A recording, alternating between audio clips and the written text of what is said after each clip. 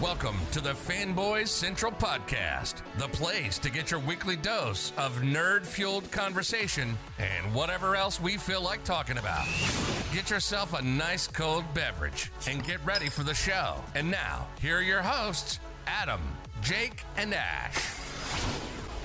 Da, da, da, da, da, da, da. How you doing, boys? Da, da, da, da, da, da, da. Da da da da da da da da da. Da, da, da, da, da, da, da, da. Oh god, we're so nerdy, aren't we? We are very nerdy. It's Star Wars Day, boys. How are we doing on this fine occasion? Celebrating. Celebrating. Ash? May By the watching- 4th be with you, my friend. May the 4th be with you. May the 4th, and then tomorrow will be the Revenge of the...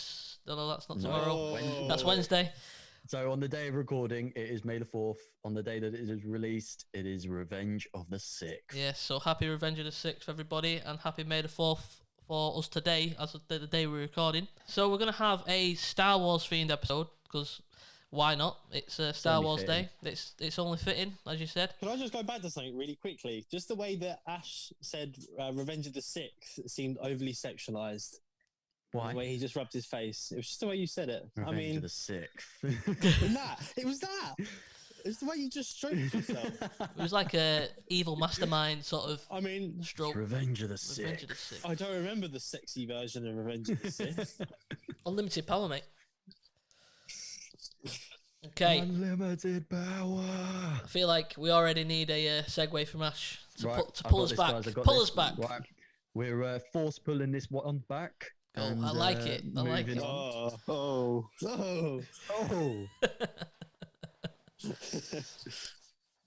Right, everybody, we've got some Star Wars news. It's May the 4th, and there actually has been quite a lot of Star Wars news released today. So there's been a lot of stuff released on Netflix. I was going to say Netflix. It's Disney's version of Netflix, Disney Plus. Quite a few things. The Clone Wars, the final episode. I know you guys haven't watched it. I have. It's amazing.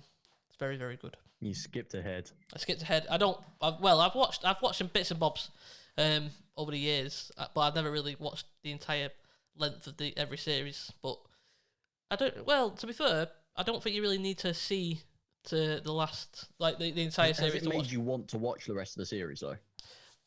In a way, it's Yeah. made me want to watch at least the last few series where I know it started to kind of get really good. Yeah. Because I know earlier on especially in the first series that came out when we were younger, I remember watching that and it was very childish. He's not a bad. The second series is a lot more serious. They start throwing in the politics again, as they did with the prequel trilogy. Anyway, the second, last episode of series 2 is what I'm on, and they've started throwing the politics back into it. Okay. Didn't mean to do that. Okay. It's all right. It's all right. I do remember, but like we were saying earlier about like the Jar Jar Binks episodes and stuff. They were what ruined it for me. They were what put me off, and I thought I ain't going back watching it now. Watching Jar Jar Binks pretend to be a Jedi for an It's episode. taken us many years to get over the stain that was Jar Jar Binks. Yeah. It wasn't his fault, lads. It wasn't his fault. He's the key to all of this anyway. You do know that Jar Jar Binks was secretly a Sith Lord that was purposely fucking things up. So More powerful than Plagueis. yeah, maybe he was Plagueis. Maybe. Maybe he was doing that, giving Palpatine the rights to be is it the Chancellor? No, he was already the Chancellor, wasn't he? Chancellor of the Senate. What? He was a Yeah. senator and then he was a chancellor, wasn't Yes. So Yeah, they gave him he gave him emergency powers, didn't he? And then Yeah. that's it. So it's all a bit of a blur, all the politics side of things in Star he? Wars. More news that we've had as well. We're gonna move on from Clone Wars because otherwise we can end up talking about Clone Wars for ages. I know that obviously you really enjoyed the last couple of episodes, so They are very good. I ain't gonna do any spoilers, but yeah, definitely go and if you've not watched the entire every series, then I don't know. That's up to you if you want to go watch them, but definitely watch that last series, the series 7. I've not watched every episode of series 7 either. I've just watched the last 2 episodes, which were awesome. So on the sort of topic of spoilers, just we want to make sure that there is a bit of a disclaimer here as well. Things that we will be talking about in the podcast do contain some spoilers. We will be talking about the Mandalorian Yes, very shortly. We're going to be going very in depth about the Mandalorian. If you haven't watched it, exactly. So if you haven't watched it and you don't want anything to be spoiled, listen to the Star Wars news, and then we'll give you a warning when we're going to talk about the Mandalorian. Yes, you have been warned. It is incoming, but it isn't coming in right this second. So we will do a spoiler warning right before we begin talking about spoilers. You can keep listening for the time being. Keep listening for the time being, and we will warn you again. So, what was the news that we had of a new Star Wars film in the works, then, guys? Taika Waititi. It's literally just been released. I think within the last hour or two, that news has just come out. That tweet's come out from. I think it came out on a tweet on Star Wars' Twitter, which you got first. I didn't hear about it until you guys mentioned, so it's pretty recent. And there's no sort of idea of what it's about or anything like that. No, We've got nothing. No script or anything like that that's been released. Just the news that a new one is being written. So hopefully we get a sort of Thor Ragnarok style, Taika Waititi style, movie, which he's a great director. I think it'll be more in the style of his Mandalorian episodes, to be fair. Well, he directed, I think it was the last episode he directed. Yeah, which was pretty intense anyway. Fucking awesome. Do we think that this is going to be a standalone sort of Star Wars film, like Rogue One and Han Solo? This is the thing, because obviously... a new trilogy. Yeah, you've got the whole High Republic era that's coming with these new books that they're doing. Yeah. Is he going to do a High Republic movie? Is he going to do a after the sequel trilogy movie? Is he going to do a in between, a sort of standalone movie about a certain character that we haven't seen much of, an Ahsoka movie, like we were saying earlier? We have no idea. We can only speculate at this point, but it's exciting. I'll tell you a film that's been rumored for many years, and it's always been one that's interested me. It's always been in the back of Star Wars topics and forums. The Boba Fett movie. That'd be pretty cool. Judging by how well, maybe, because that's what the Mandalorian was originally meant to be. Yeah. That's what Favreau wanted. When Favreau took on the job, he really wanted to do a Boba Fett series. Yeah, and so part of me said no. Part of me thinks the way that Taika handled the Mandalorian, which means he could very much handle a bounty hunter film. Yeah. But to be fair, there is a scene that we'll get to eventually in the Mandalorian when we start talking about that in a minute. Where do you remember the scene where there's the guy walks up with the boots for the sort of cowboy boots, and we still don't know who that guy is, but people are saying that could be Boba Fett. Yeah, I remember seeing it when I watched it, and I was because I thought he was going to come in at the end or something, but he never did. Yeah, and that was on Tatooine, wasn't it? That was on that. Yeah, because that was the series when he went to. That was episode 5. We're going dangerously close to spoiler territory here, boys. Oh yeah, I completely forgot about that. Dangerously close. I wouldn't say that that's a spoiler. I'd say that that's more fan theory. So I think you get away with that one. Yeah. But that's Mandalorian out of question for the next few minutes at least. Okay. Until we put out our little disclaimer. Okay. We'll shut up. Yeah. But the ones obviously film and TV series wise, I'd love to see a Knights of the Old Republic. I would, but I think I'd prefer that in a series, really. But it depends. If Taika's going to end up doing one standalone movie, I don't think you could do a Knights of the Old Republic movie. No, you wouldn't be able to do it justice. No, but if he was going to do a movie and a trilogy or something of some kind, not just a one and done, you could definitely do it. Yeah, 100%. It's exciting, but they've also announced that there's going to be a new Disney Plus series that's in development with someone called Leslie Headland. I've never heard of her. I don't know if any. It says that she was a Russian doll creator. I think that must have been the series. I never watched it, so I don't know. Have you watched it? It's a very good series, and I've heard a lot about this series at the moment. There's a lot of controversy, I've heard. What, about the Star Wars series? About the new Star Wars series? We love controversy. Kathleen Kennedy. That bitch. The woman in charge of Star Wars, and the only thing she's managed to get right was the Mandalorian. So yeah, but she didn't really have much involvement in that. No, that was all Favreau. Yeah, Favreau and Filoni. That's how they managed to get it right. They definitely need to give Filoni the keys to the kingdom. He knows what he's doing. He's done really well. Him and Favreau have done class. If him and Favreau did a movie, I think that'd be amazing. Yeah, and I think the thing with this new series, it's been a lot of people aren't happy because it's going to be female centered. Not a problem. It's not a problem, but we've had female centered in the whole sequel trilogy. That was basically female centered because Rey was the main protagonist. You had Leia, who was kind of the main sort of the older cast. She was like the main person in most of the movies. Luke wasn't really in. He was in The Last Jedi, but obviously he didn't really have much of anything to do in Force Awakens, and really much to do in the Rise of Skywalker because obviously they killed him off. So from the OG cast, it was Leia that was in it the most. Yeah, so it's the whole sequel trilogy has been primarily sort of women protagonists, which it's not a problem. It's not a problem at all. Nothing wrong with that. But I would be nice to have a bit of like a mixture, you know. Do you not think it shouldn't matter at the end of the day? It shouldn't. Why should the producers of this new show have to mention that it's female centered? What's that to do with anything? It shouldn't. I think the more they focus on it, the more it turns into Ghostbusters the movie. Yeah. Yeah, do you know what I mean? Round two. Yeah, the more they focus on it, because that's it. The more they try and focus on making a statement and trying to force feed it down people's throats, the more they'll get people that will revolt against it. If you're just doing it, just let it come naturally, you know. People ain't bothered. There's a difference between having a female lead and making everything centered off the female lead, or making a good Star Wars film with a female lead. Exactly. That's the thing. And I never had anything wrong. I never had a problem with Daisy Ridley and how she played Rey. I had a problem with the fact that the writing and the story and how she it never really made any sense. Her sort of role in all of it. That I think it was bad writing, not bad acting. Sort of the same way with Hayden Christensen. He got a lot of flack for playing Anakin, but that was not because he was a bad actor. It was because it was kind of bad writing from George Lucas, which is a shame. Which I never really thought I'd say that Lucas would do, but he wasn't really good at writing scripts. He was a good director, but he didn't really. He couldn't really. He used to. People have said in documentaries that he used to write these things thinking people could just say it. And he couldn't get his head around why you can't just say what he's got written thinking down. That they could say it the way that he wants it without actually putting it across how he wants it. Yeah.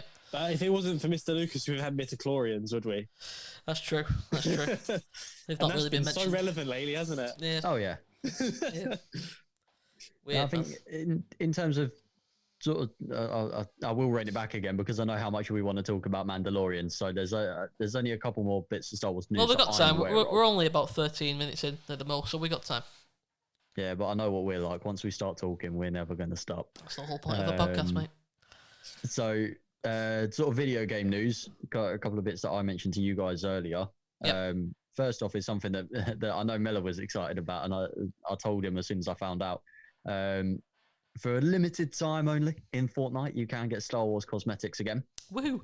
I missed out the first time. So did I. So I'm probably going to purchase at least one skin and one weapon. I might do. I don't know what it's. I saw this thing about the lightsabers as well. We've not got round to whether they're actually weapons that you can buy or whether they're just weapons that you can like kind of pick up in the game. So we're gonna go and try. We're gonna test that theory out later, Ash. We're gonna have a bit of Fortnite. We'll sort that out this week. Yeah. And the other one was what I was saying about Star Wars Fallen Order as well. They have added some updates to that. So when you go into meditation, you can now do challenges. So what you mean by challenges? You mean like you can go into another mini game mode? Yeah, so it's basically a mini game. So you can like fight bosses essentially. So it's like planets. Batman Arkham, where they have like the challenge modes where you just try and take out as many waves as you can. Yeah, I suppose. Okay. That sounds quite cool. You can create your own challenges as well. I didn't mention that. You can create your own challenges, so you can put in what enemies. That's pretty cool. You can like put in what enemies you want to put in. Yep. And you can now, and this is one thing I'm pretty sure that a lot of people were looking for. You can get Inquisitor red lightsabers for Cal Kestis. It's pretty cool. It's not enough to bring me back though. I need still proper not DLC. The replayability for me. I need either a DLC story mission or DLC story edition, or a multiplayer mode. That's not gonna happen. Stuff like that ain't gonna happen. Go on. Jedi Order Forda. Jedi Order Fall. What? Oh god. Come on. How about a DLC where you play a DLC? Obviously, it's set sort of around the Order 66 sort of point. Yep. Ahsoka DLC, Ahsoka. That'd be cool. Yeah. As in, like, you know how did you ever play The Last of Us? Yes. Yeah. The Last of Us sort of had like a spin-off DLC which was left behind. Okay. Never played it. Which is pretty much separate to the game. You play as Ellie as opposed to Joel. Yep. And it's different. It's separate. It's like how Far Cry. You play Far Cry? Yeah. How Blood Dragon Yeah. was different to 3, but it was 3 at the same time. I'm with you. Yeah. So like an Ahsoka sort of DLC where it kind of links in with Cal Kestis. That'd be cool. Because it could work. It could work. You could make it work, yeah. It's not unlikely because Ahsoka is still around at that point. You could make it work, but I guarantee you that's not going to happen. No. It's EA. It's not going to happen just because It's EA. It's not going to happen. I've watched the last 2 episodes of Clone Wars, so it's not going to happen. Oh, God. Don't say that. We're getting into spoiler territory again. And I've not said anything. I've not said anything. I've implied things, but I've not said anything outright. I'm not. She's not dead though. I'm not. Half You know. a strike. I'm not blaming. I'm not doing Jake's sort of level spoilers where we're all about Sonic's new shoes and shit like that. Yeah. Oh, yeah, he's still on 2 strikes. Okay. So let me off. If we're still on video game news. Oh, If go we're on. still on video game news. Go on. This one I've been very excited for. And Oh, I'm very yeah, happy as I do own the system to play it on. Vader Immortal for VR on PlayStation. That's Finally. fucking awesome. I'm so happy with that. I'm so happy you told me that. I'm so happy that he's got a PlayStation VR so we can all play I it. know. That is something I've been waiting for ages. It's been out on like the Oculus and all that, and I've just been buzzing to play it. And the moment they announced it today, I kind of lost my shit. Did a lap of my flat. Did you? Well, yeah, pretty much. Not much in my flat. That was his yearly exercise, that was. All right. Don't think it took you an hour. You meant to do an hour a day, mate. Now, yeah, no, I play Connect Star Wars every day. Oh, do you? Yeah, That sounds like a touch of what you do the dance mode, do you? always just that. I'm Nothing on else. solo. I'm riding solo. It was so bad. So bad. It was awful. It was absolutely So awful. bad. Never played To it, me- but obviously I watched a bit of gameplay of it, but it looks awful. Really bad. Really bad. To be fair, there have been some pretty terrible Star Wars games. There have, but there also has been some fucking awesome ones, though. Knights of the Old Agree- Republic is still my favourite. Well, there's loads. You got the whole Rogue Squadron and Jedi Starfighter and all those the flights sort of flying games. They were all awesome. We've got Jedi Academy, Jedi Outcast. Yep. You obviously got Bounty Battlefronts. Hunter. Bounty Hunter. Yep. Bounty Hunter was Republic awesome. Commando. Yep. That's been. I don't know if it's not been remastered, but you can get No. that. I think you can get it on something that I remember seeing it on It's something the other day. It's It's on PS. backwards compatibility. Compatibility. Oh, that's- Compatibility. On the Xbox, I did download it. Okay. Yeah, Yeah, it was a great game. it still holds up. I bet it does. It was an awesome game for its time. Yeah, It isn't that old, to be fair. What, about 15 years old? Something like that? yeah, something like that. 'Cause Yeah, it was but it was original Xbox, not 360. Was it? So that Yeah. would have been the PS2. Yes. Yeah, so it's the same sort of lifetime. Yeah. Yeah. yeah. Okay. Yeah, but I think I remember I played it on the PS2, though, if I remember rightly. It was a good game. Yeah, very good game. Don't really remember much about it, I just remember it being awesome. I only ever remember playing the Phantom Menace on the Dreamcast. I played it on the PS1. I played it on my grandma's old dial-up PC. Really? Yeah, Fucking hell. mate, it was awful. I hated It was. every minute of it. I remember playing it, though, when I was a kid, and it being really good. And there was a cheat that got you right to the final mission, where you could see where you could see Qui-Gon in that fighting Maul. I don't think you could do that fight unless you could. I don't remember playing it that far enough. I was too young. Like back when I was younger, my mum had to complete my games for me, which was an embarrassment. So Your mum had to complete the games for you. I had Scooby Doo and the Cyber Chase on PlayStation 1, right? Right. I couldn't do it. I was stuck. My mum spent about 2-3 hours playing it, completed it. I was fuming. I was Now he not. gets his missus to complete his I- games for him. I was. Oh. Go, Jake's mum! What an awesome, cool mum! My mum can't even Shout get past out the Jake's Candy mum. Crush level. Oh no, she was good back in the day. She was great at games, but I don't nowadays. I think they're a bit too technical for her. Bless her. That's awesome. Fair play to her. Fair play to her. Bless her. Have we got any more Star Wars news? Or are we pretty much... During the coronavirus, Disney have now released a Baby Yoda face mask. That's the other thing I wrote down in my notes. Have they actually? Yeah, I don't know. I saw a quick picture of it and it looked fucking... Yeah, you can imagine what it is. So it's a Baby Yoda face mask. I'll have a look at that later. Yeah, it looks pretty funny. It made me chuckle, so I wrote it down here. But yeah, other than that, I think we've got rid of we've gone through the main topics of news that came out today. Other than all the Star Wars movies now are on Disney Plus as well. Yeah, they put Rise of Skywalker on there now. Yeah, not that I'll rewatch it. If you want to have a Star Wars marathon, you now can on Disney Plus for only $5.99 a month. Well, you could already, because if you just cut out the sequel trilogy, you'll be fine. Yeah, you'll be fine. You don't even need to watch that. Just disregard it from all your. Don't bother with it. You're not missing much. Nice. All right. Well, on that note, should we go right into Mando talk? Spoiler warning inbound. Spoiler warning. Come. So if you hell haven't was that? watched The What on earth Mandalorian, was that? Oh, a siren. I thought you were having a stroke. You're right, mate. But if you haven't watched The Mandalorian up until this point, we advise that you pause it now. Go spend 8 hours watching The Mandalorian, and then come back to us. Yeah. Not hour-long episodes. Oh, they're about 40 minutes. It's only about 4 or 5 hours. Yeah, but there's okay. Sorry, Ash has corrected me. Go spend 5.5 hours watching The Mandalorian, and then come back and. How is he? I've said 4 or 5 hours, and he's instantly said 5.5 hours. I'm just rounded it up. Rounded it up. You rounded it up to an uneven number. 5.5 isn't uneven. No. Well, it's in between the it's not. Right, fuck it. Pull it back. Pull it back. We're already fucking. God knows where we're going here. Warning done. We're going on to Mandalorian. Who wants to kick us off? Right, well, I'll kick us off because I watched today the first. They've just released the first episode of the behind the scenes for Mandalorian. All the behind the scenes. It's an 8-part series, I think. Like there is an 8-part series of Mandalorian. But they just did that to be smart. And that's very good. I know you two haven't watched it yet, but you need to watch it. I learned things. I'll probably watch it when it all comes out. Well, I learned things like, do you know? Yeah, probably wait till then as well. What's the lady's name who's the girl in Jurassic World? Bryce Dallas Howard. She directed an episode. She directed an episode. I didn't know that. I didn't even know she was a director. I just thought she was an actor. So I learned that.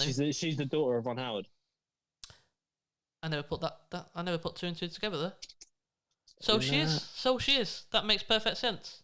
The more you know. The more you know, everybody. So I learned that in the series. I didn't have a clue. There was also about it was like a round table discussion. So with all the directors. The first episode was just about the directors, and that was pretty cool. They didn't really go into much about showing how the film was made. Just more about the directors talking about each of their experiences directing an episode. And Favreau having a chat, and Dave Filoni telling us stories about George Lucas and how he first met him and stuff. It was very good. Very good. That's pretty cool. It was pretty cool. Worth a watch then, you'd say, yeah? Yeah, worth a watch. It looks like a pretty cool series, so I'm looking forward to when they start bringing out more episodes. I don't know whether they're coming out.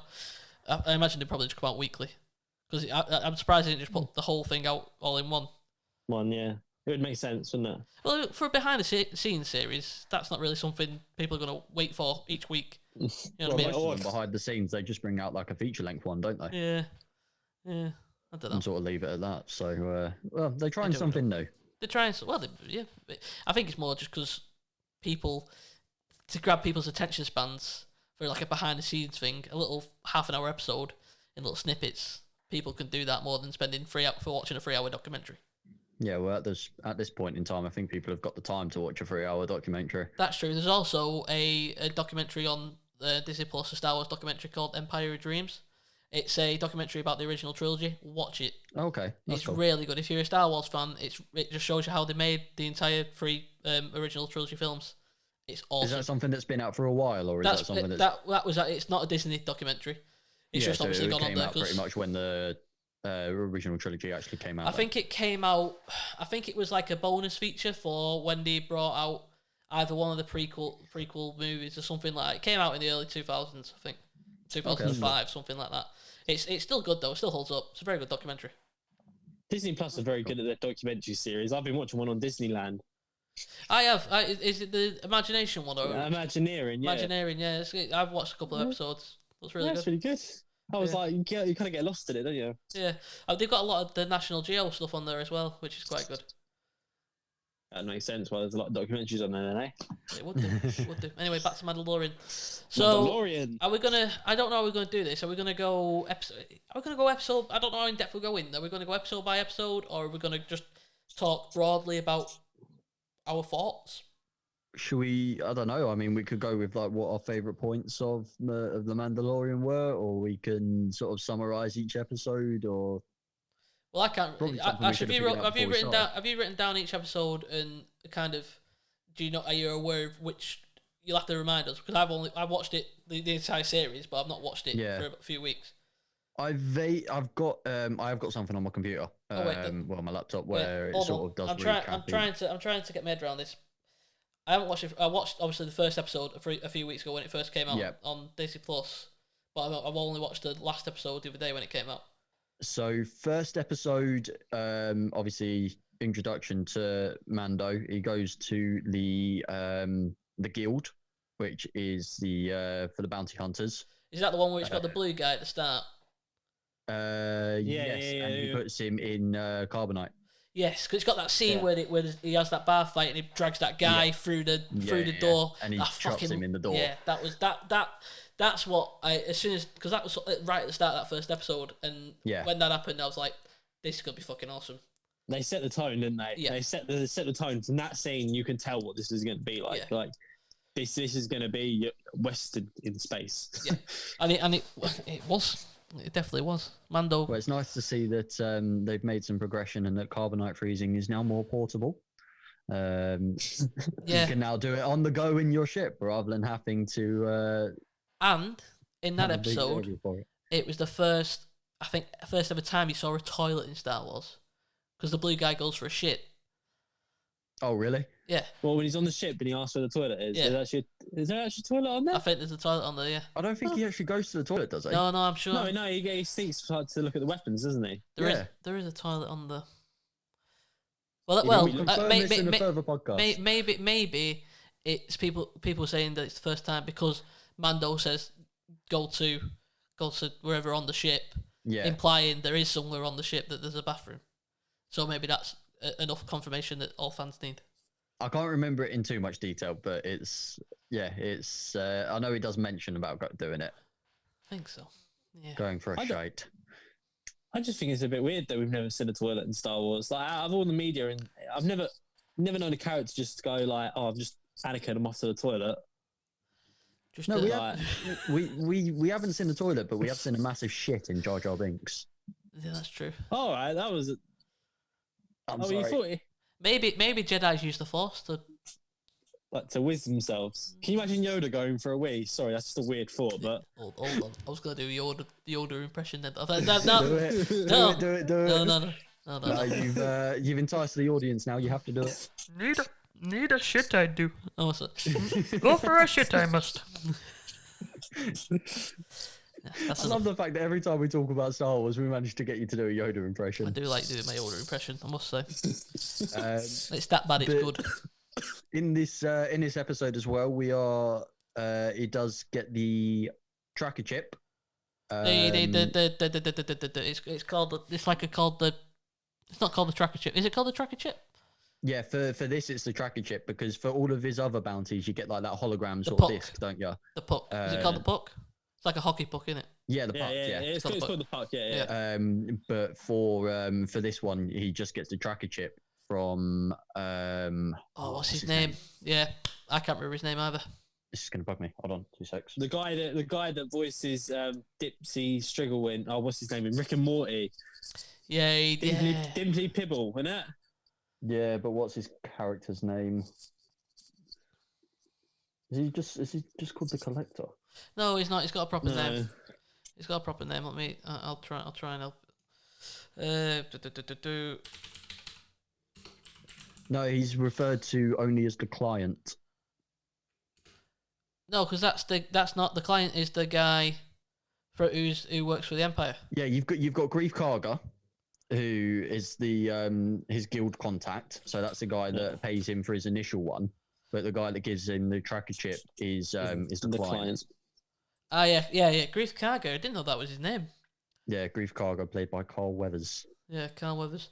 Yeah, because you had and then he gets the tracker because they employ Mando to go and get Baby Yoda, don't they? From in episode 2. The child. Is the child the second episode? Towards the end of the first episode, where the IG unit goes to shoot it, and Mando shoots IG it at the end. ain't it? Is that all? Does that all happen in the first episode?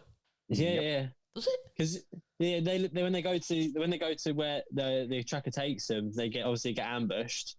Because he meets Quill, who's the little dude who's like, I have spoken. I remember that. I remember that. Spoken. Remember that I have spoken. Him just for that line. And Quill agrees to help him just because he doesn't want to. He's sick of the bounty hunters basically coming to the planet to get the child. Right. He wants and peace. then he goes into the massive shootout. IG-11 ends up helping him to kill the other bounty hunters, essentially. Who's played by Taika Waititi. Which is okay. That's pretty cool. Yeah. Did you not know that? And then no, I didn't know that. Well, you know. And then when they find the child, that's when IG-11 decides it's going to kill the child, essentially. And then he takes out the droid, doesn't he? Yeah, Mando gives him a nice little headshot. Yeah. And then... So that's basically the first episode. And the second episodes is that where he goes against the Jawas? So yeah, second episode is... at the beginning of the second episode, you sort of see his main weapon a little bit more. Like Mando's main weapon, because he gets ambushed by 3 bounty hunters. Because that weapon was from the Star Wars Holiday Special. That's where they got that weapon from. Yeah, in Star Wars The Holiday Special, which is like the Life Day Christmas special thing they did. Have you never watched it, Ash? No. Go and watch it, mate. Go and watch it. It's that shit. It's that bad. I've not heard good things about it. That's why I haven't watched it. Just watch it. But there's a Boba Fett cartoon. So it was set after A New Hope. It's not canon. It's just but Life Day is canon, I think. Yeah, Life Day is canon. Is it? Yeah, Life Day is canon. But there's a Boba Fett cartoon in that holiday special that was the first introduction to Boba Fett, and Boba Fett had that weapon. And then obviously Boba Fett came into The Empire Strikes Back, and he didn't have that weapon. He just had his normal blaster. So they took that weapon over and then give it to Mando. Interesting. So I'm just sort of picking up, sort of trying to improve my knowledge a little bit of the second episode. So the second episode is just called The Child. Okay. And obviously now that Mando's sort of picked him up, he's wanting to go back to the client. Is this where he comes into that sort of like that beast that he comes? The Mudhorn. The Mudhorn. Because that's with the Jawas, isn't it? Yeah. Yeah. So the Jawas have taken his ship apart essentially. Yeah. And he chases him down. What's the name of the thing that they drive? Do you know? The Razor Crest. Razor Crest. Okay. Yeah. That's the name of his ship. So no, not Mando ship. What the Jawas drive? Oh, it's like called the Sandcrawler. Sandcrawler, that's it. So so they nick the parts from his ship. They completely think it dry. It's just the framing that's left. That's all he gets. Which brings sort of a pretty cool scene of him trying to climb up the Sandcrawler and taking out a few Jawas on the way. It was pretty awesome. They chased him, didn't they? And then I got a bit tense during that. I won't lie to you. So did I. But he's not going to make it to the top. But that wasn't set on Tatooine. But it also shows that Jawas exist on whatever planet that was. Just any sand planet by the looks of it. Yeah. But then he gets stunned and falls off, I believe. Yep. Goes back to Quill with the child. Yeah. And Quill helps him find the Jawas. And then he sort of strikes up a deal. Yeah, because Quill's quite friendly with the Jawas, isn't he? Yeah. And he strikes up a deal that if he gets the suka or the egg, then they'll give him back his parts. Okay, and that's where he goes. That was a really weird scene with the egg when the Jawas got the egg. It was like it had a load of yolk, didn't it? Like a big massive egg yolk. Bizarre. Yeah, it was very strange. It looked weird. I just kind of thought to myself, this is worse than blue milk. Well, that's what made me think. I was like, yeah, this is Star Wars. This is strange and awesome at the same time. But the beastie fight, that was a callback to the prequels, because that's the same sort of beast that Anakin fights in Attack of the Clones. Yeah. But yeah, so he goes, gets the egg, fights the Mudhorn, and that is when we see the first Force powers of the child. Yeah. Mm-hmm. He lifts the Mudhorn up into the air and drops him down. And he's doing like his hand. Yeah. Hold on, it's with the fingers, isn't it? It's like that. Yeah. And then you can do Mando that. delivers a nice little knife strike into the Mudhorn. And the Mudhorn is no more. Yeah, it was you're quite jogging my memory now.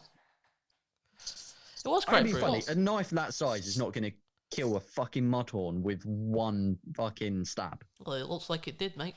I don't care where you stab it, it's not killing it. Maybe he stabbed it in the heart. Fucking stabbed it in like the neck or something. I don't know. I can't remember exactly where he stabbed it. I've had a sleep since then. Jesus. I never would have thought that I'd be the one to talk about, to be talking about the Mandalorian more than you guys. Well, you're really not what happened in depth in every episode. You're good. You're like our little. You're keeping us. That part I remembered, or just sort of the rest of it. But yeah, then he gets his parts and go. Does he go back to the client in that episode? I think he's looking to go back. I can't remember if that's when he goes back to the client or if he goes to the client in the next episode. Because he's in two minds, isn't he, about what he wants to do. He doesn't know whether he wants to. He's obviously realised that this is a baby, and he's sort of like persona of being this, just a bounty hunter, and he just get the money for the job, and that's it. He's starting to kind of sway a little bit and think whether he's doing the right thing. And this is the point where the series went a completely different turn than what I ever expected it to be. When Baby Yoda showed up, and there was force powers coming into it. So it's going completely out there, and it started making me a bit excited because I thought this series is actually going deeper than I ever thought it would do. Yeah, like where's this going to go next? I think the one thing that kind of ruined it for the UK audience is for us. Yeah, the US had was obviously the US had the surprise of Baby Yoda. Yeah, and we didn't. We knew it was coming. We knew it was coming, so we knew it from like Twitter and Facebook and all that. There's no way it was hard to avoid it, to be honest. Yeah. Disney Plus advertised the Mandalorian with Baby Yoda in it. Yeah. So, I feel as much as we love saying Baby Yoda, it's not Baby Yoda. It's just a child. It is the child. But we never know. In season 2, we might get to know a bit more about his background because he's 50. I'd like he's to 50 know years what old at this the point. actual race is. It's always been unknown. But yeah, this is what I mean. I would love to know what it is. Yeah, because he's 50, and he's still a baby. Yeah. And Yoda's... That's kind of how we were saying that Yoda, in High Republic timeline, when they go back, will still be alive because of his age difference and the way it works. Talking about his age is where we got the lovely, get out of my room, Mom. Yeah. I'm not doing it again. I'm not doing it. He's going to do it. He's going to do it. Come on. I'm not doing it again. No. Let's disappointment. On to episode 3, because I think we've covered episode 2. Episode 3. So, episode 3, this is when he gives the child to the client. Yes, because then I remember this. Yeah, so he gives the child to the client. And you can sort of see in the way that they set the scene as well that he's sort of double thinking it. And we didn't really go too much in depth about him meeting the client in the first episode where the stormtroopers that all come into the room, and it's obviously remnants of the Empire because it's set after the Return of the Jedi, so the Empire's fallen, but they still exist, and there's still kind of little groups and still little factions of the Empire, and this is an old Grand Moff, I think. And there's got a few stormtroopers that come in the room, and it's a very tense moment. Awesome. It's cool though. It is cool. Awesome. Not as tense as another moment based at the exact same place a couple episodes later. But we will get to that. We'll get to that. So he gets his reward for bringing the child back to the client. Yeah, which is Beskar. Beskar, that's what it's called. And he goes down to the underground tunnels where the rest of the Mandalorians are. Which was weird because I wasn't expecting there to be. I thought he was going to be the only one left. And there's like a whole tribe of them. Like community, yeah. It's pretty cool. It is cool. And Beskar is, for a little background knowledge of people who don't know what Beskar is, that's like a Mandalorian armor that's very rare and very hard to get. And that's what he's trying to earn Beskar to keep adding to his armor plates and getting better armor, because he starts off with some parts of Beskar. I think his helmet's Beskar at this point. I think his helmet is, and then I think in the second, so he's got some parts that are kind of like leather and just like basic brown armor, and then throughout the series he gets new parts of Beskar and starts upgrading it all to obviously at the end where he gets in the whole set of Beskar armor. But I'm sure in one of the episodes he just gets one of his shoulder plates done in Beskar, and then once he's received his payment from the client, that's when he gets the rest of his armor in Beskar. Because he received a big shit ton of Beskar money. Yeah. And he gives the rest of it to the foundlings, I think they're called. And then once he's got his Beskar armor, that's when he goes back to the client and steals back Baby Yoda. The child. Yes. The child. Steals him back because he feels bad. And so he should feel bad. Baby Yoda's well cute. He did the right thing. He did the right thing going back. But it was obviously it was kind of hinted upon about what they were trying to do with why they wanted Baby Yoda, because you had the guy who had, if you don't know, he worked for the Empire and he was a sort of scientist guy, but he had on him, he had the logo for the Camino. So it was to do with Camino and cloning, potentially, I think that's what it's hinted at. And I think they were trying, it's all speculated because we haven't really found out what they were trying to do with him yet. But a lot of people are saying that it's obviously because he's a Camino, he's from Camino, that he must be to do with just cloning. Trying to clone the child, maybe, basically. or they're trying to. I don't know whether it's going to try and link up with how the Emperor survived at the Rise of Skywalker, because there was to do with cloning then. I don't know if it's how it's going to link up. That's still to. I think we'll get more about that in Series 2, probably. Potentially.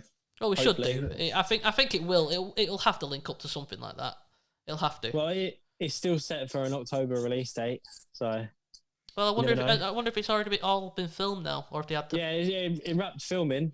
Oh, did it? A couple of weeks ago. It's Awesome. Just obviously post-production might be the issue. Yeah. But the end of episode 3 was one of the cooler parts of the series so far. Was the shootout between the Bounty Hunters Guild and the Mandalorians.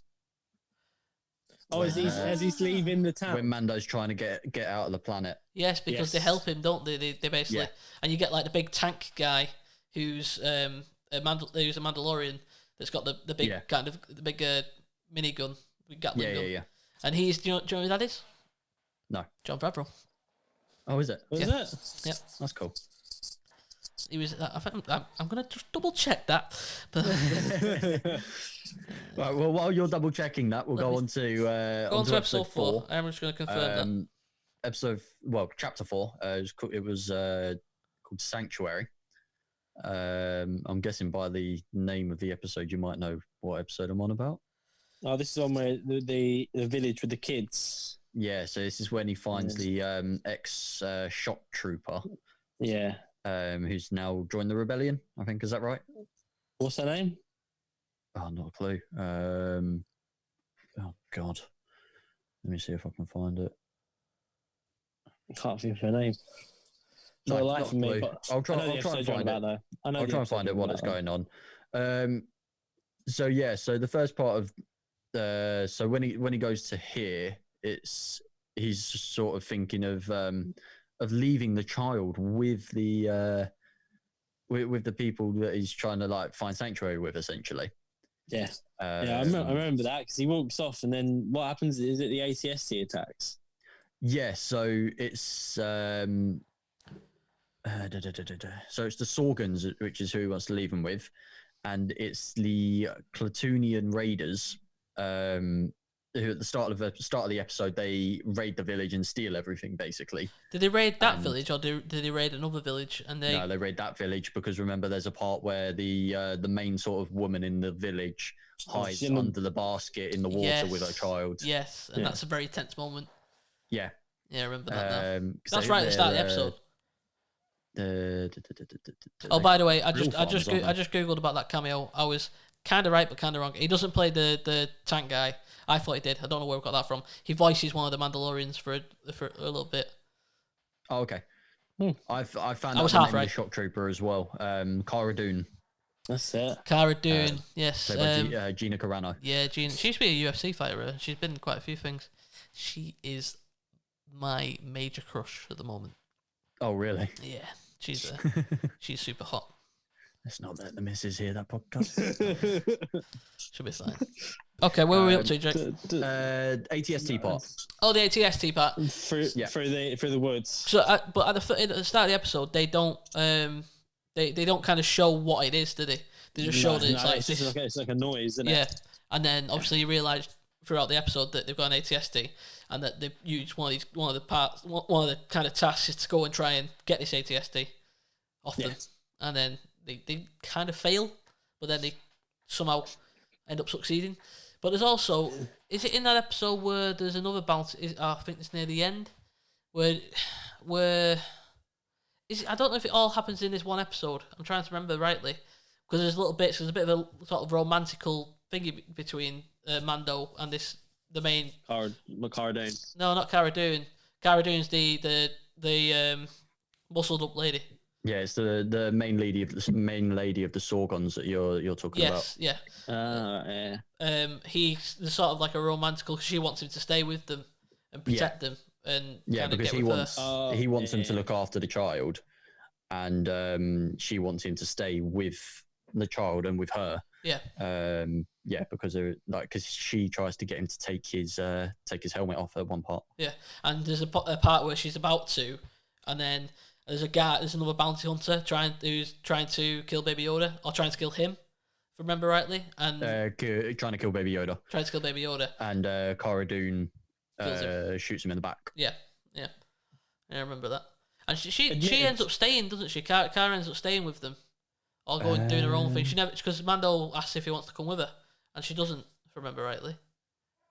She doesn't stay with them. She might stay for the time being, but I know she doesn't stay with them permanently.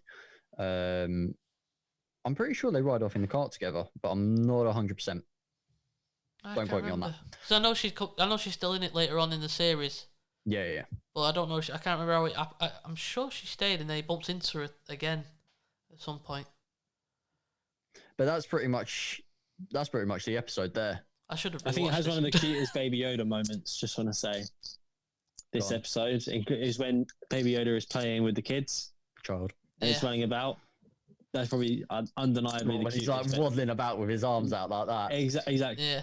But there's a scene. Where's the scene? Is it in this episode? Because when he meets Cara Dune and he has that fight with her, there's the episode where he's doing slipping the tea. Yeah. Is that in that episode, or is that later on? Yeah, it's in that episode. No, it's in that episode. Yeah, that was hilarious. I feel like we missed a bit here, because I feel like he meets Cara Dune first, and then they go together to help. Yeah, he meets Cara Dune in the bar. He meets her in the bar, and then they go to the village. Yes. It's on the same planet. Yeah. It's on the same planet. Sorry, it's just a bit of blur. It has been a week or two since I watched this episode. Yeah, I know. Well, I've sort of been going week by week, so the only reason I know any of this is I'm reading the first little bit of it, and then it's coming back. And then I know it. Yeah, then it's sort of coming back to me. It's all coming back to me now. But yeah, so that's pretty much that's that episode. So they take Baby Yoda. They decide not to leave Baby Yoda with them, and yeah, because of the bounty hunter trying to kill the child. Yeah. They decide to take him and keep him safe. In the next episode, I'm glad you're keeping us on track, Ash. We'd have been fucked without you, mate. I bloody wish I could remember them all, honestly. So at the start of the episode is where we get the first proper dogfight in the series. Yes, because he's obviously got another bounty hunter after him at this point. Yeah. So as far as I remember, Mando destroys him, but he does lose one of his engines. Yeah. Because they land on. I think they land on Tatooine. Yeah, I think that's where it it's gets Tatooine. episode 5 is Tatooine. Yeah. Yeah, they land on episode 5 because when they land, it's that woman with the pit droids, ain't it? Yes. Because we Yeah, haven't yeah. mentioned we haven't mentioned at this point that Mando has a massive pet heave when it comes to droids. Yeah, he's like, leave the droids. He says that. You get that in the first episode, don't you? Yeah. Because he Yeah, goes, no to droids. goes to get on that speeder, and he's like, no droids. And with IG-11 as well. He doesn't want to work with IG-11. But yeah, so this one, I can't bloody remember what he's doing here. He's trying to pay for the parts, I think. He's trying to pay for parts, but he bumps into that guy, doesn't he? He bumps into the guy who says he's a member of the of the guild. Yeah. And then he's like, "Oh no, wait, no, I'm just trying to get into it. You can keep all the money. I just want to get in." Yeah. Because he's trying to kill off he's trying to kill off like a high-end target, isn't he? Yeah. Yeah, I think he's got a puck for her. Yeah. But I can't remember what her name is. It doesn't really... Her name is Shande, Fennec Shande, played by Ming Na Wen. Ming Na Wen. So he goes off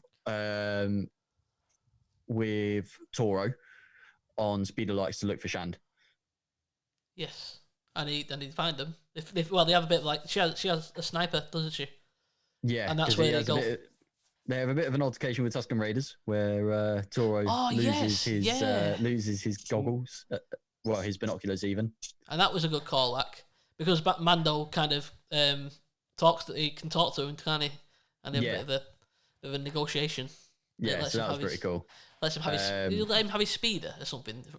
Is that what? No, so they keep the speeders. They give him the their binoculars. Yeah. For safe passage across the dunes, basically. Right. And then when they find Shand, because Shand starts sniping them basically from a distance, Shand manages to snipe one of the bikes, I believe. Yeah, she snipes one of the speeders. Yeah, destroys one of the speeders, and I'm trying to remember. Well, I remember they get in cover, and then they come up with a plan, and then it's basically like Mando runs down no man's land and somehow gets to her. And then they have a bit of a scuffle. They've got. I'm pretty sure Toro gets to Shand first, and they have like a little fight, and like they lose their guns or whatever, and then just as Shand's about to kill Toro, I'm pretty sure Mando then shows up. Yeah. And then they cuff her basically. But then obviously they've only got one speeder, so they don't know how to get back. So they go back to where earlier in the episode someone had died and But did they go back, or does Mando go back? Mando goes back and Toro stays with Shand. Yeah. And Toro ends up killing Shand. And rides off on the speeder bike. Rides off on the speed bike, and then Mando has to go, and he texts, and then he goes and grabs Baby Yoda, and then because he realizes that Mando has Baby Yoda for some reason, and that he's probably worth something, and he's going to go take him back to the guild, and that's going to be his way into the guild. Yeah, basically. Yeah. That's pretty much that episode. There isn't really much more to that episode. There isn't, but that's where we get to the point where when I went into a spoiler territory too earlier in the podcast, where you get the. Go on then. I don't know if it's it's not an after credits, is it? It's just right at the end of the episode where you've got the dead body of Shand, and you have the boots that walk up with the I don't know what you call them. They go on the end of cowboy boots. It's like the metal thing that makes the noise. The rollers. I don't know. Like the rollers. Spurs. That's what they call. Spurs. Ta-da! That's I went into my Red Dead Redemption 2. I was gonna say it, but I was muted because I was actually like envisioning in my head going through when you're going in, changing your outfit in Red Dead Redemption 2, and like I'm going down into that category. Yeah, Spurs. So you hear the Spurs walking up, and then you don't see who it is, but at that point people are suggesting that might be Boba Fett because we're on Tatooine. That's the last time we saw him down the side of that bit. Could that be Boba Fett? And what purpose does he have to be there? Speaking of, doesn't Red Dead Redemption 2 come out on Game Pass today? Potentially. Correct. But this is a Star Wars themed episode. Yeah, sorry, you said Red Dead and it sort of reminded me. So yeah, that's pretty much the end of that episode, and then Mando flies off Tatooine. Yep. The next one is the So we're up to episode 6 now, aren't we? episode 6. Yeah. So this is where they go to the prison. Is it? You know? Yeah. This is the one where they go to the prison. For what purpose? Was it I that- remember him I- going I- to the prison, I- because he goes and So finds an old friend of buddy, his, doesn't he? An old buddy. yeah. I'm pretty sure Mando's just trying to make some more coin. Is he? Yeah, I think he is, and trying to keep his head down away from. Yeah. And he basically goes to, so he goes to this person that he's known for a while and joins a crew, to get back a Twi'lek's brother who's been captured, and that Twi'lek, I'm pretty sure, is one of the women from Game of Thrones. Yeah, because she had some sort of relationship with Mando beforehand as well. Yeah. Yeah, I So remember rightly. they knew each other, and they had some sort of, well, it's implied that they had some sort of relationship before. And this is actually one of the best episodes. Because Yeah, this was a really cool episode. It's got Bill Burr Is in it it. bad that I don't remember this one? The one with Bill Burr. Oh, Remember? yeah. What, on the ship? And it's like a heist. On the- on- They gotta go to that. Yeah, it's a yeah. prison that's owned by the Ah. rebellion. Oh, at this point, Yeah, it's not yeah. the rebellion. It's the New Republic. Is Bill Burr? Yeah, I know. Which one's Bill Burr? Bill Burr's the He guy. was like the He's been in loads of ginger, stuff. ginger fella. Yeah, he's like the Oh, bald okay. ginger fella. It's got the guy from the IT crowd in it as well. Which guy? The robot. Oh yeah, Richard. Richard Ayoade. Ayoade. Yeah, Oh, he yeah, does the voice. It's got him in it as well. Yeah. Yeah. Oh, all this stuff I've completely forgot about. Forgot about No, that, didn't no. you? I completely forgot he was in it. Yeah. Well, that part, I've just remembered that part because that's who I thought you was on about when you said the other bloke. Mm. But yeah, for this one, they are going to the. It's an imperial prison, isn't it? No, this is past. This is the New Republic now. Oh, So it's yeah. like it's a New Republic prison. Yeah, so they go to this prison basically where Shan, Who's the Who- Twi'lek's brother? and no, Yeah. Shan is the Twi'lek. Oh, and it's her brother that they're going. They were So trying, it's were her trying to brother break out. that they're trying to get from the prison. I can't remember much about this episode. There's a few times where there's a few double crosses because I think they tried to double cross Mando. Yeah, so they double cross Yeah. Mando once they find her brother.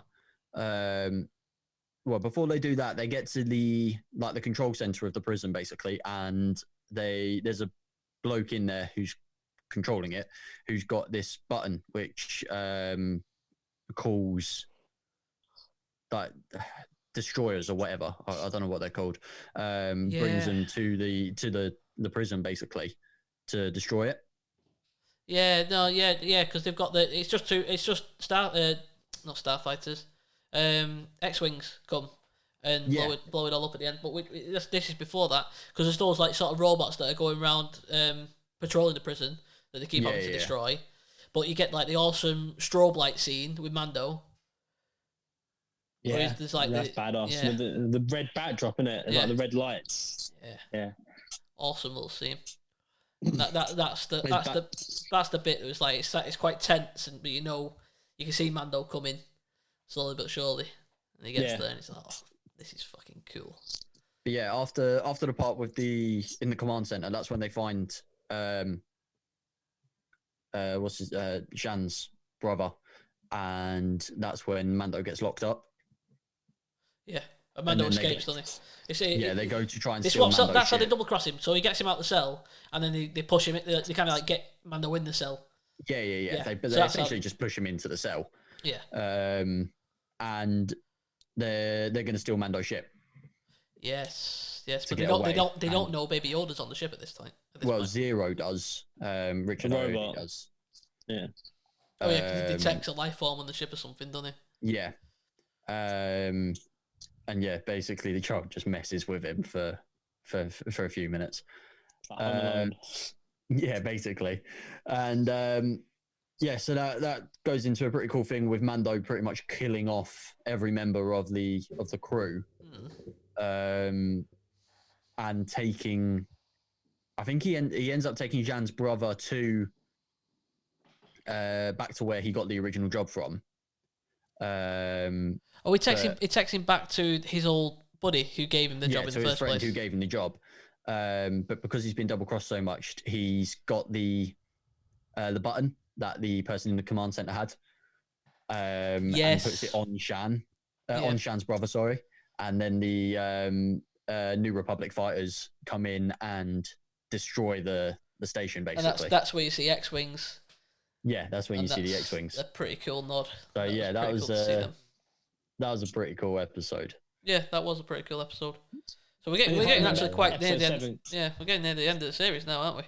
Yeah, so we've got 2 episodes left. Oh shit! I'm being mugged off here. I've got to pay $5 for more of this. Right, I'm pretty sure episode 7 is the one where they go back to the guild, and this is where can't remember. He plays Gus Fring in Breaking Bad. I can't remember what his name is either. That's gonna really annoy me. Oh wait, I've got it here. Keep talking, I'll find it. Giancarlo. I can't remember. It doesn't tell me. 1 second. Let me click. Wait a second. What are you on about the guild leader? No. He plays Moff Gideon in the series. Oh, okay. That's it. But he's played by Giancarlo Esposito. I think episode 7 is the episode where they have a sort of standoff, isn't it? Where they're inside the cantina. Yeah, that's near the end. And you have all the troopers outside. Yeah, it's quite a long scene though. It's about a 20-minute fight. Yeah, because doesn't he meet up with the he meets up with a client in the cantina, and Moff Gideon's what's the word? Not crew. Squadron. Thank you. That'll do. Moff Gideon's squadron basically just fires a shit ton of guns into the cantina, kills off client. How did they know? Because before that, because they end up talking to Grief Karga, don't they? Yeah. Again, he ends up saying like, join forces with Mando, and he's got Cara Dune back with him again. This is what I mean. There's certain links that are missing. How we get Cara Dune back. I don't remember all of it, and I'm being a bit mugged off with this website that I'm on. We might miss certain bits. I mean, people be going watching this themselves. We're just going on about bits. We don't have to go in depth about what happens directly in each episode. We can just kind of do a brief overview of each episode and our favourite bits from it, I guess. It's kind of what we've been doing already. But from this episode, the final bit where they have the showdown, when Moff Gideon shoots up that cantina. Yeah, because that's just the start of it. It's not actually in that episode where the big shoot off is. That is in episode 8. Yeah, it's at the end of this episode. Yeah. Yeah, at the end of this episode is when we see Moff Gideon, but we don't actually know his name is Moff Gideon at the time. But we missed certain bits out here because in earlier episodes there's flashbacks to Mando's childhood, where you see. Yeah, so throughout the whole series, there's flashbacks to Mando's childhood. There's not much. It's just up until, like, we know that it's not Mandalore, is it? It's where he originally comes from. Yeah, he's not actually a Mandalorian. No, he was adopted by Mandalorians. So some of this stuff we only know because we have watched the whole series, and as you're going through it, you won't know it. But his original planet is being shot up basically by like a squad of Moff Gideon, and there's like battle droids and that there, and it all went there. Yeah, but I don't know how, because I think this is during the Clone Wars, but Moff Gideon's there. But I don't know what part he had in it back then. I can't remember. I don't know if he was he's a separatist or he was an Imperial. I don't know. I can't remember. Part that we missed out in this episode as well. He goes back to Quill. He does. Oh, this is where Quill dies, isn't it? Yeah. So he goes back to Quill, and they think of a plan because they're basically trying to double cross the client. This was. I'm sorry. I just want to do apology to people that have watched this series and know it through and through. This will be very painful for some people that are like, "This is what happened." They're probably screaming at screaming on the train. And the Yeah, listeners they're on the way we're to pushing work. this a little bit. It's like we're a bunch of old men trying to remember our childhood. I know. This is like, Yeah. I can't remember anything. But yeah, so Mando. So in the end, basically, Mando, Cara, Quill, IG-11, who's been repaired by Quill and turned into a nursing droid, who is now protecting Baby Yoda. Yes. Yeah. They go on 3 blurgs, which is the little 2-legged fat things that Mando and Quill ride in the first episode. Yeah. And they go back to Navarro, which is the planet with the client on it. Yeah. Where they meet Greef Karga. And then they go to... That's when they go to meet the client, but Quill and Baby Yoda ride off on one of the blurgs. Oh, this is the scene with the 2 stormtroopers, isn't it? Yeah. So the 2 stormtroopers... The 2 scout troopers. Yeah, the scout troopers. They ride after Quill and end up shooting Quill down. Yeah, that was quite a tense moment as well. Yeah. So that wasn't great. No, it's quite sad. But before that, actually, you see, what's it? You see the child use his healing force powers on Karga. Yeah. When they're all gathered around the fire and the the dragon-like creatures come in. Yeah. It's all you know what I'm on about. It's all coming back to me now. It does after a while. It does. I remember feeling find another website which tells me what it's going on about. Good, because it links up with perfectly timed. Because I think the Rise of Skywalker came out similar timing to the episode, but so the Force healing. It was because there was Force healing in Rise of Skywalker, very prominent in Rise of Skywalker, and there was Force healing. Well, in that episode. It's saying on this. I'm pretty sure this is the first time we've seen Force healing on screen. Still something that I'm not quite sure on this whole Force healing. I can kind of go with it with it being Baby Yoda's species, because that's an unknown species and they might have special Force powers that not every Jedi has and not every Force user has. But Rey and Kylo being able to use Force healing did not like that. Just gonna say they didn't like it. Thought it was an easy cop out. Not going to go into it too deep. No, I'm pulling it back because I'm pretty sure we've been going on for over an hour now, so we're getting up to an hour and 10. But it's fine. It's fine. This is a long Star Wars spoiler cast, Mandalorian spoiler special, cast. Spoiler special, Star Wars special. But yeah, basically, episode wraps up with Quill dead, Mando, Cara, IG-11. Is IG-11 in this bit? No, IG-11's not in this bit yet. Mando, Cara, and what's his face? Greef Karga. Yeah, that guy. All in the canteen after it's been shot up. And because they don't know Quill is dead yet, do they? No, they don't know Quill is dead. IG-11, IG's gone back to the ship. Yeah, Mando's trying to reach Quill, basically. Yeah. And then that's basically where that episode ends. And you get to the final episode. The final episode, climax, which was called Redemption, I believe, which is actually really cool. So in this one, IG-11 finds the 2 scout troopers. Well, it starts off, doesn't it, with the 2 scout troopers traveling back with Baby Yoda. And they hit him. Yeah. That is one of the funniest scenes in The Mandalorian, though. You got to admit. It's because the child bites one of the scout troopers. Yeah. It's such a good scene. Really, so he just puts him back in baby. the bag and just smacks him. Do you know who one of the scout troopers actually is? No. It's Jason Sudeikis. Who's that? Have you ever watched Horrible Bosses? Yes. Oh yeah, I know him. Which one is it? He is the... Oh, Jesus. Have you seen We're the Millers? That'll be easier. Oh, yeah. No, I'm with you. Yeah. No, I know what you mean. It's Jason Sudeikis in that. Oh, okay. One of them. But yeah, sorry, I don't mean to cut you off again. We're obviously sort of force pulling it back as much as we can there. That's just keeping us on track. I track. love using that force pulling it back now. Don't kill it off, though. Don't use it too much. No. It's only the second time I've used it. Don't do it all now. Right, so then IG-11 finds them. kills the 2 scout troopers basically and takes the child, and then they take one of the speeders and go back to the town in Navarra. You get that awesome scene with IG-11 flying through the town, shooting up everywhere.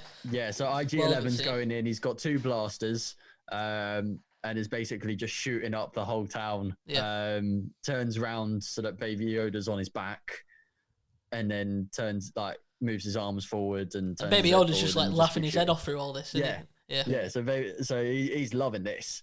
Gideon's men have the E-Web, which is basically the big fucking cannon turret gun. Yeah. It's what they start setting up in it to.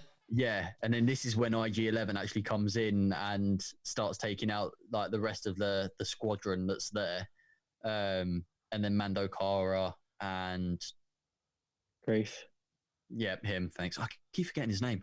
Go out and join the battle. Moff Gideon comes in and because what's his name? Mando's on the E-Web, and then Moff Gideon shoots the power supply for the E-Web. Yeah, and basically blows up Mando essentially. It's a big explosion. And Mando's pretty much left for dead at this point. But they drag him back into the cantina, don't they? Yeah. So Cara drags Mando. I think it's Cara drags Mando back into the cantina, and he's dying basically. And the flame troopers come. The flame trooper comes, and then one of the coolest parts for the child, the flame trooper comes into the cantina, fires the flamethrower right at everyone, and the child holds up his do your 3-finger thing again, then Jake. Thank you very much. That's Spock. Does his 3 fingers? No, but it's still 3 fingers, isn't it? It's like the penguin from that Batman movie. But yeah, so the child basically repels all of the fire and saves everyone. Because there's a flame trooper. They're trying to get through a vent, aren't they? They found a vent to try and escape. IG-11 is sort of taken apart. Yeah. And Cara and what's his face? Grief Karga. Thank you. I will remember it eventually. We're only 8 episodes in. Go into the vent with baby Yoda, and IG-11 actually takes off Mando's helmet. Yeah, because Mando's like, I can't show my helmet to people, and then IG-11's like, I'm living people. Like, I'm not living. Yeah. And his name is Din Djarin. Mando's real name. Isn't it? Yeah. Mando's real name, and that's how we actually figured out that it's Moff Gideon. If we're doing real name. Yeah, but that's how we figured out. That's how he figured out there was Moff Gideon in the previous episode, or in this episode, I can't remember, because he used his proper name, and he hasn't heard that name since he was a child. Yeah.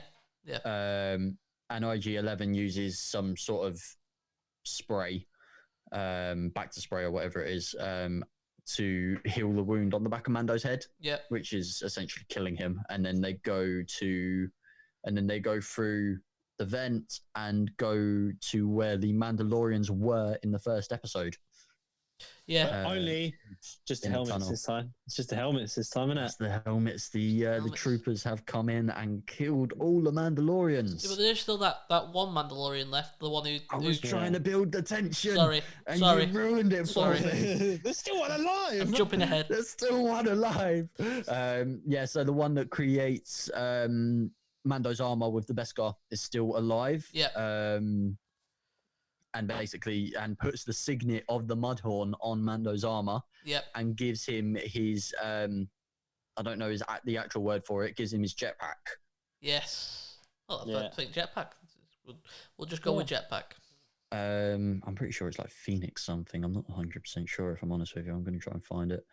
And then they go down to the Lava River without the other Mandalorian. Because she stays off and fights off the stormtroopers. Yeah, she stays off and fights with like the big fucking sledgehammer and that was an awesome scene. That fight scene. Yeah, that was really cool. And then they go down to the Lava River, and at the end of the Lava River, there's a load of troopers waiting for them, and IG-11 basically walks through the lava and self-destructs and blows them all to fuck. Yeah. and then what's it? Moff Gideon comes in. Comes in on a TIE fighter. Flying. Yeah, comes flying in. Trying to do the TIE fighter noise.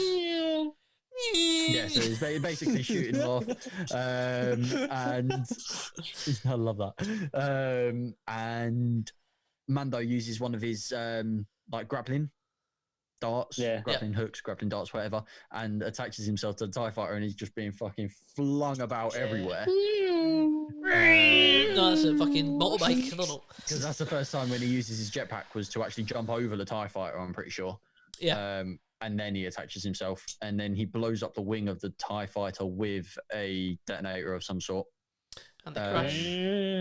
Leaving us to think that Moff Gideon is now dead. Cara and Grief. Yes. Yes. Grief Cara Karga.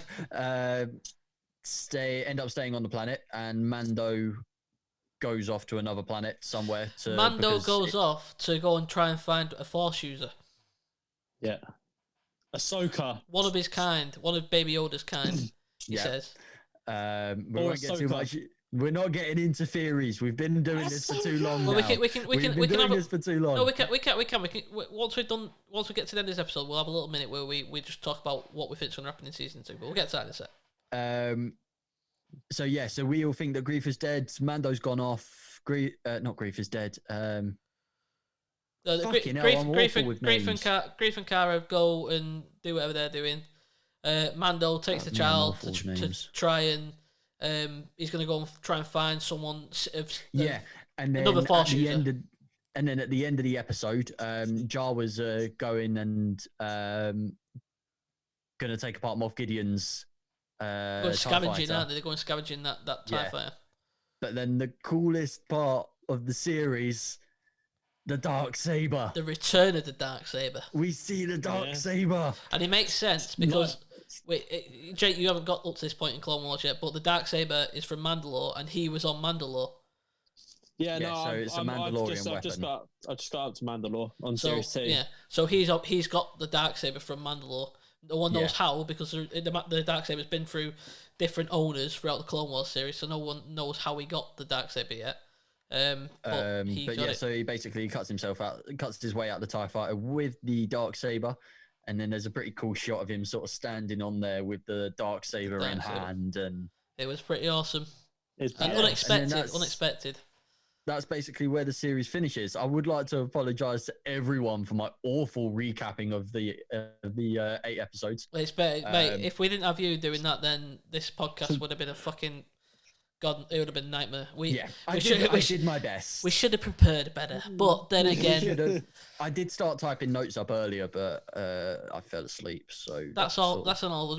I apologize to anyone who's had to drag themselves through that, like we just dragged ourselves through that. Listening to it, but we've managed to get through the 8 episodes and recapped it the best we can from memory and from us having a little look at notes. I've done my best, guys. I'm sorry. No, you did good, mate. You did good. You did really good. Proud of you. Series 2, we know that I can't remember what the actress is, but we know that there's an actress. Rosie O'Dawson.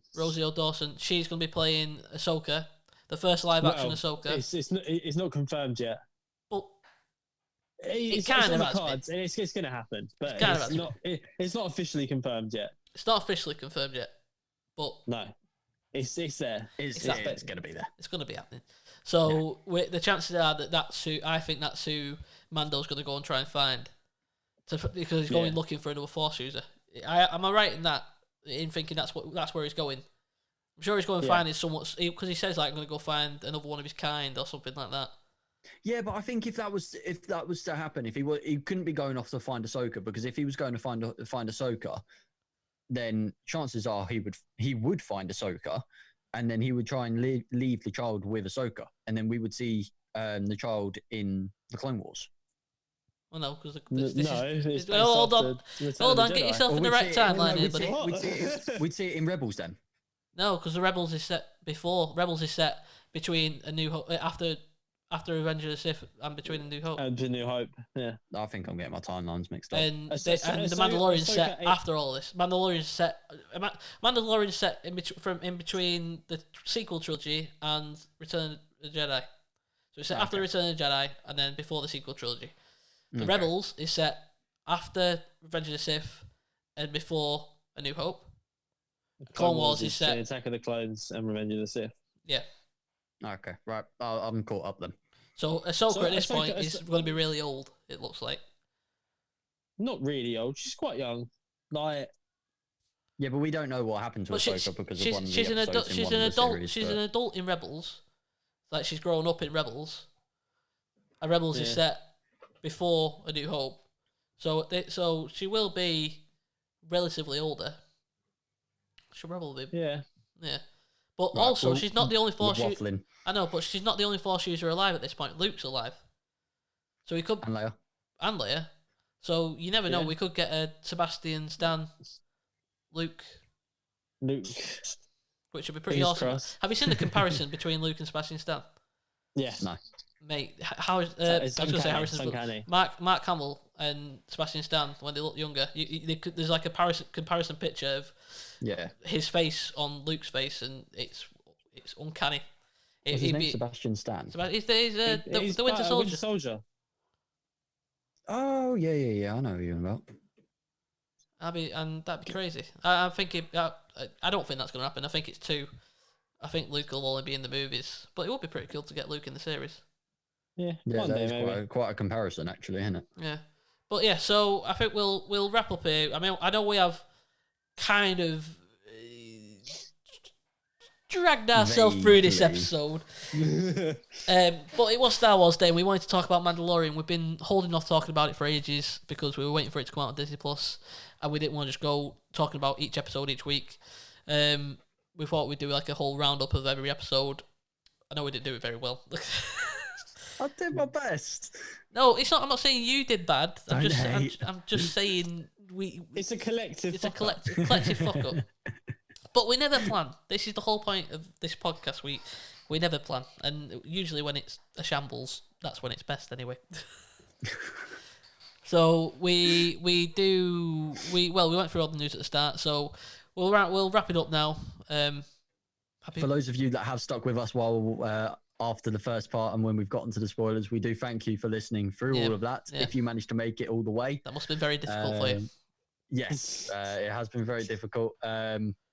Obviously, the podcast will be coming out on Revenge of the Sixth, but we all hope you enjoyed.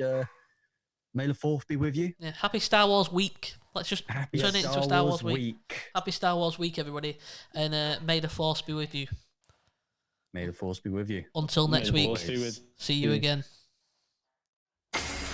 Thank you for listening to the Fanboys Central Podcast. You can find a new episode of this podcast every Wednesday on Apple Podcasts, Spotify, and most of the other main podcasting platforms. You can also find the video version on YouTube by searching for Fanboys Central. Hook up with us on Twitter, Instagram, and Facebook by searching for Fanboys Central. We look forward to having you back next week.